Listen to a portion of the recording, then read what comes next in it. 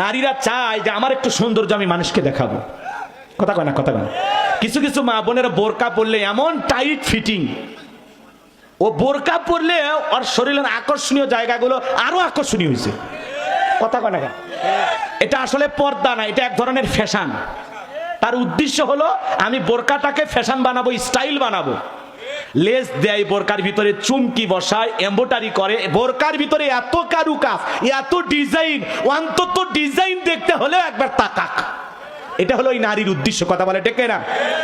বোরকা বানাবেন এক কালারের কালো কালো, এমন ঢিলা ঢালা বোরকা, হাত মোজা পা মোজা লাগাবেন, এই ভিতরে কত বছরের নারী কোনো পুরুষ যেন আন্দাজ না করতে পারে। 16 বছরের নাকি 60 বছরের পুরুষ যেন আন্দাজ না করতে পারে। কথা বলে ঠিক না? আর ওরা ফ্যাশন আলা, ফ্যাশন আলা।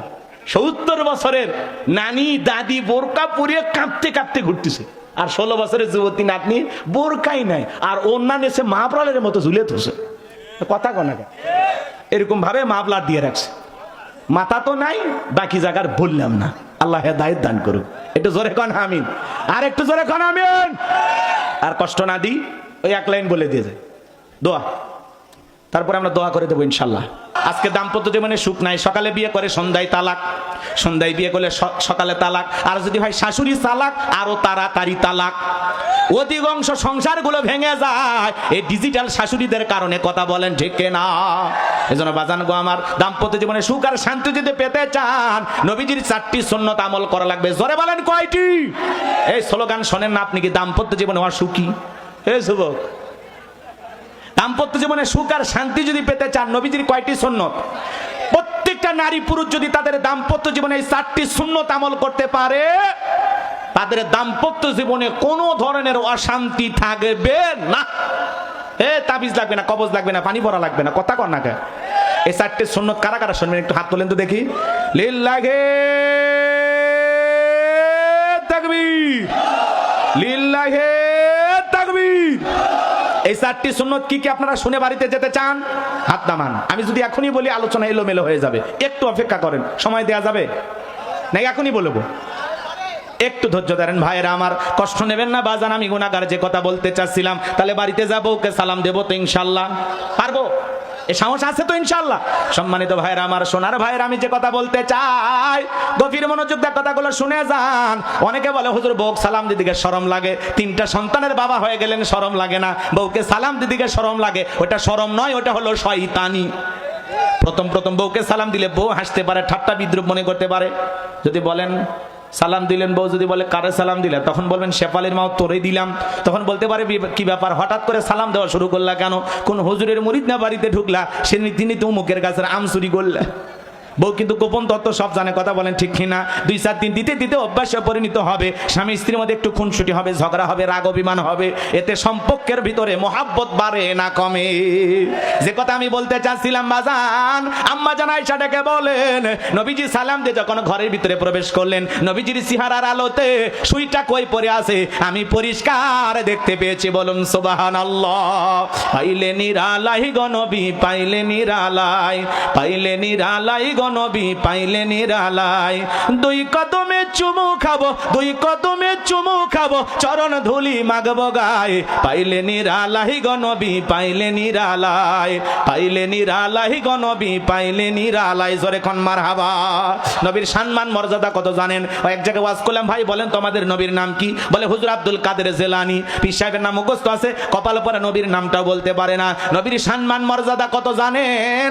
যে নবী হ্যাঁ বললে তামাম পৃথিবীর মানুষের জন্য আল্লাহ পাক হালালে পরিণত করে দেয়। যে নবী না বললে তামাম পৃথিবীর মানুষের জন্য আল্লাহ পাক হারামে পরিণত করে দেয়। যে নবী আসমানের চাঁদের দিকে ইশারা করলে চাঁদ 2 টুকরো হয়ে যায়, জমিনে পা তুললে মাওলা পাকের আরশে আজিমে পৌঁছে যায়। নবী যে রাস্তা দিয়ে হেঁটে যেতেন, আসমানের মেঘ এসে নবীকে ছায়া প্রদান করত। সুবহানাল্লাহ বলেন।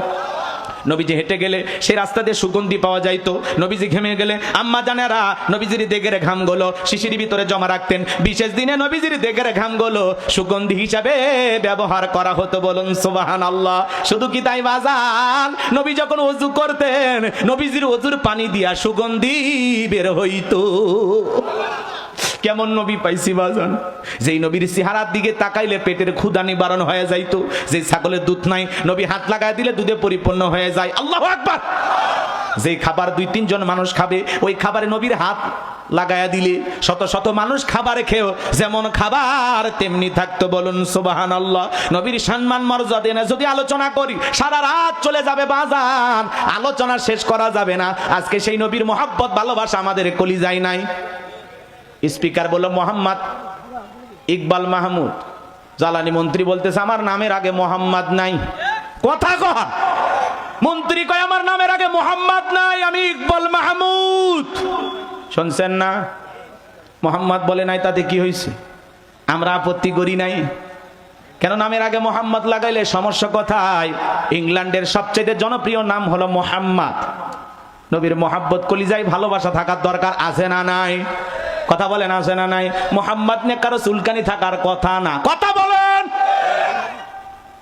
স্পিকার বলল সরি, তাহলে ভুল হয়ে গেছে, নামের আগে মোহাম্মদ না লাগায় আপনি মনে হয় সওয়াবের কাজ করলেন। শোনেন নাই ঘটনা?